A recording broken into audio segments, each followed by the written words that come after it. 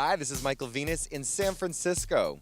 We have the opportunity to sit down with one of San Francisco's leading drag performers, the stunning Juanita Moore. Oh God, how do I describe my style aesthetic? I guess I don't particularly feel that it is very campy for sure. I feel that I've always wanted it to have a sense of elegance and evening. I don't own many day dresses. And even when I do have to do something during the day, I may have David cut a dress that is a day dress, but out of evening fabric. I would say that it's changed in a way that I understand David, who's made all my clothes for 25 years, I understand more how he works. So I'm much more able to involve myself in the beginning process of it. Like I know back then I would buy a yard of fabric and tell him I needed a dress. Now I know to buy 12 yards of fabric and tell him I need a dress. that's a thing I do for sure now. I understand that. I understand quantities. I understand why a certain fabric lays on my body a certain way compared to another fabric. So yeah, things have gotten they're a little smarter. Mr. David is also my drag mother, Glamour Moore. And I met Mr. David in New York when I lived in New York in the late 80s, I should say.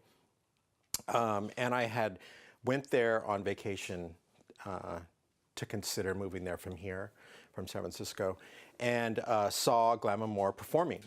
And literally was that fan kid on the other side of the stage saying to myself, I am going to know this person. This person is going to somehow be in my life. And I ended up moving to New York. And when I did move to New York, Glamour Moore was living in LA. So I did not see any Glamour Moore for a whole year. Was dating my then boyfriend, John, who kept saying that he had a friend living in LA who was a clothing designer, which I wasn't relating to Glamour Moore, to anything. And we went to the airport one day to pick him up when he moved back, and it was Glamour Moore. Yeah, hi. So we've been friends ever since. When you look at current drag culture, and San Francisco's drag culture is excluded from it. So that's a really amazing question. I don't have a great answer for it. But when I do look at the history of drag in San Francisco, I see that it's been very oddball, very vintage, very hippie, very on the outside, and very campy at times too. There's been things that I've done that have been with groups of people that have been so important to me. This last year, Mr. David had a fashion show at the De Young Museum, and the show was an exhibit of the clothes he's made for me. So we showed over 200 pieces. So I actually wasn't in the show, but yet Mr. David and I orchestrated it, produced it, directed it. So I still really felt like I was a part of it.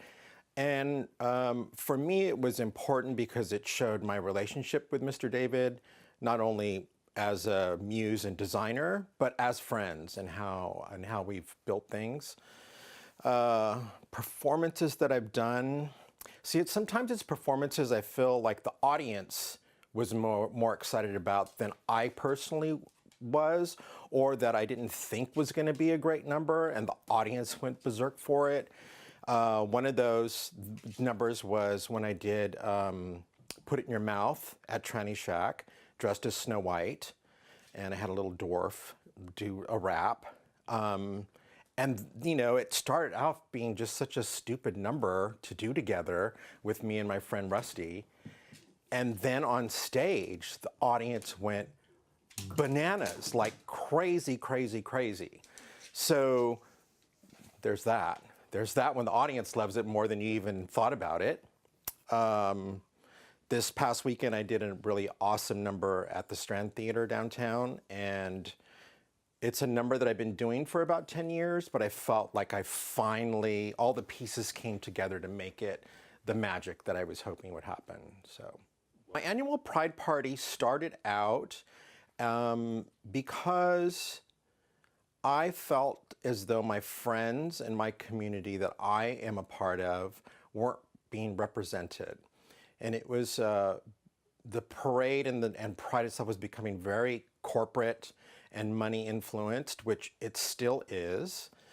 So I decided to just have sort of an alternative party. It was still located in the same area as Civic Center where the party is downtown.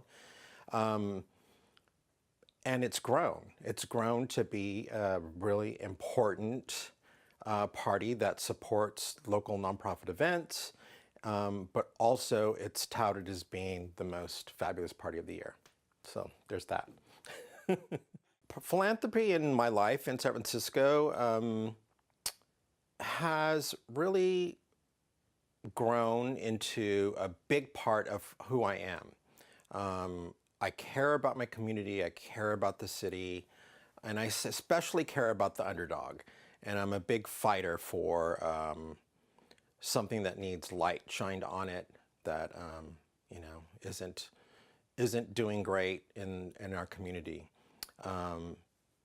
Queer youth and queer elders are two of my main things. I've always joked that if you're 21 years old and you're at the bar and you're paying for your drinks with your credit card, have a great time.